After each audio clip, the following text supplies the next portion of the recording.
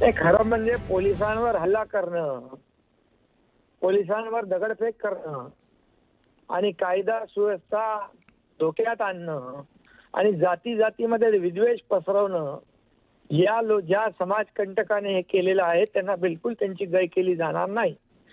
त्यांच्यावर कठोर कारवाई केली जाईल. त्यांना बिलकुल सोडलं जाणार नाही. पोलीस हे कायद्याचं रक्षण करणारे, जनतेचं रक्षण करण्यासाठी रस्त्यावर उतरतात.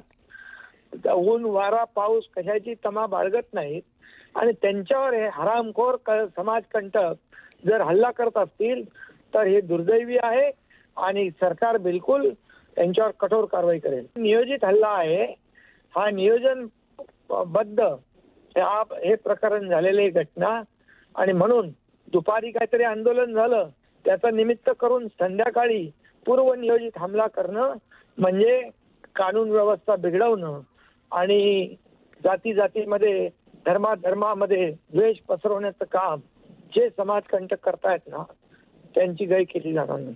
कोण लागतो औरंगजेब त्या विरोधी पक्षाचा? कोण लागतो? ज्यांनी आमच्या धर्मवीर संभाजी महाराजांचा अतोनात छळ केला, 40 दिवस ज्यांचे डोळे काढले, नख काढली, जीभ कापली, तो हातापायाचे तुकडे तुकडे केले, अशा छत्रपती संभाजी महाराजांवर अन्याय करणाऱ्या औरंगजेबाचा प्रेमाचा पुळका विरोधी पक्षाला येणं हाच मोठा म्हणजे खऱ्या अर्थाने देशद्रोह आहे. हा औरंगजेब देशद्रोही होता. या औरंगजेबाला खऱ्या अर्थाने समर्थन करणं त्याचं आणि त्याच्या समर्थनार्थ आंदोलन करणं या आंदोलनकर्त्यांना बिलकुल.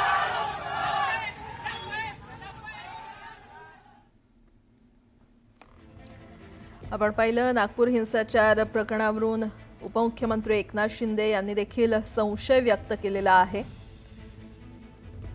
दरम्यान त्यांनी शांततेचंही आवाहन केलेलं आहे. काल नागपूरमध्ये उद्रेक झाला.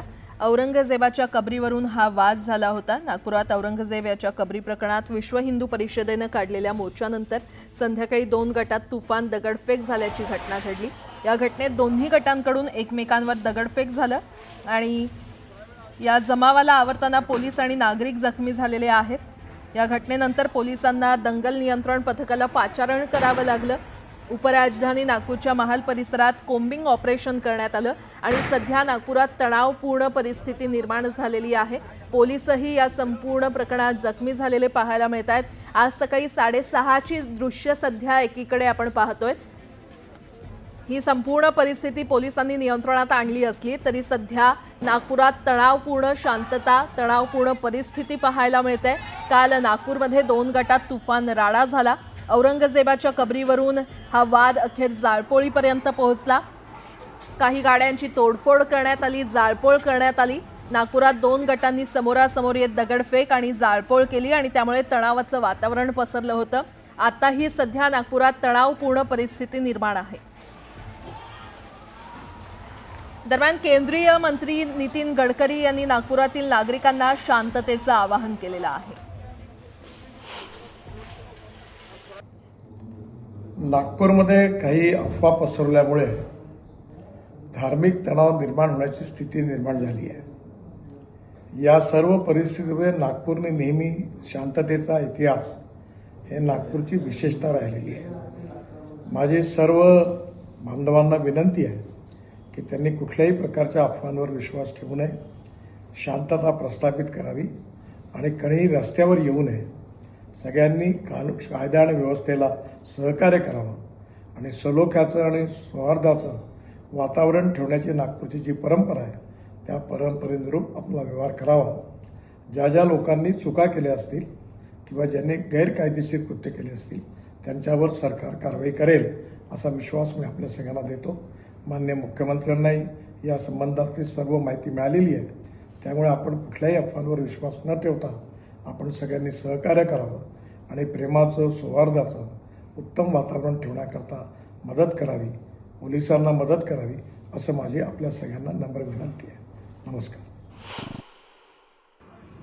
काही समाजकंटकांनी ही घटना जी घडवली आहे, पोलीस त्यांना शोधून काढतील आणि अत्यंत कडक कारवाई करण्याच्या सूचना माननीय मुख्यमंत्र्यांनी तेथील आयुक्तांना, सर्व अधिकाऱ्यांना दिलेल्या आहेत.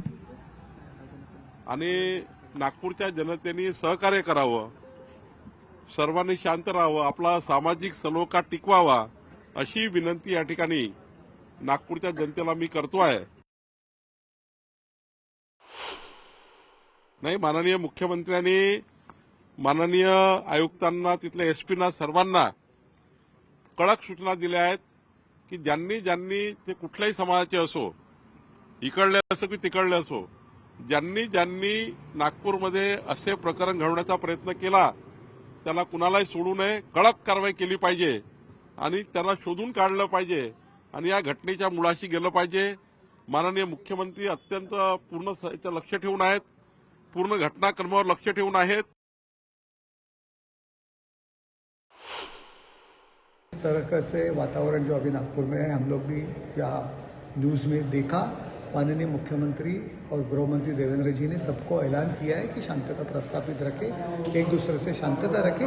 उनका जो उन्होंने आह्वान किया उसका पालन हर एक नागपुर के नागरिक लोगों ने करना चाहिए. देखो, मुझे तो लगता है कि विपक्ष का ये कांड रहेगा कि देवेंद्र जी के ऊपर एलिगेशन करने के लिए इसी तरह की बातें वो कर रहे हैं. उनके पीछे अगर विपक्ष है तो उनके ऊपर भी कार्रवाई होनी चाहिए. मैं जनता से यही अपील करूंगा कि शांतता प्रस्थापित रखे, दोनों समाज, दोनों कौम में एक दूसरे से जो भाईचारा से रहते हैं वैसे रहना चाहिए. कोई भी किसी की तरह की बातें, अनाप शनाप बातें अगर आपके एरिया में, वस्ती में घुमा रहे तो उनके ऊपर भरोसा मत रखो, शासन के ऊपर भरोसा रखो. काँग्रेस किंवा राष्ट्रवादी शरद पवार यांचे नेते मुस्लिमांना खुश करण्यासाठी जे स्टेटमेंट देतात आणि त्यामुळं काही समाजकंटकांनी एकत्र येऊन या आंदोलनानंतर जाळपोळ केली, दगडफेक केली. म्हणजे जाळपोळ विझवायसाठी आलेल्या फायर ब्रिगेडवर सुद्धा दगडफेक केली, पोलिसांवर हमला केला.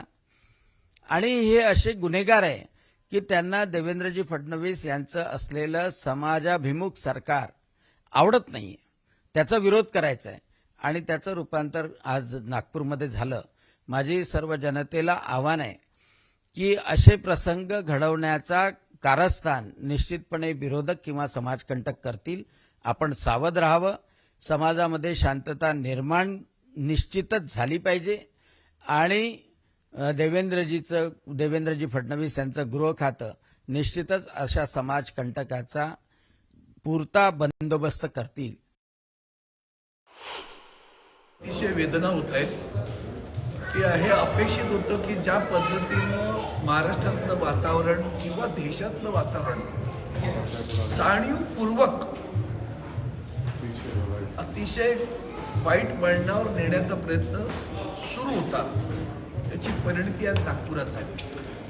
भारतीय जनता पार्टी सत्ताधारी पक्ष आहे, पण त्यांची माणसं, त्यांचे मंत्री ज्या पद्धतीनं भडकाऊ भाषा करतायत, जेव्हा एक होईल आज ना उद्या होईल असं वाटत होतं, ती भीती आज खरी ठरली, ती खोटी ठरली असती तर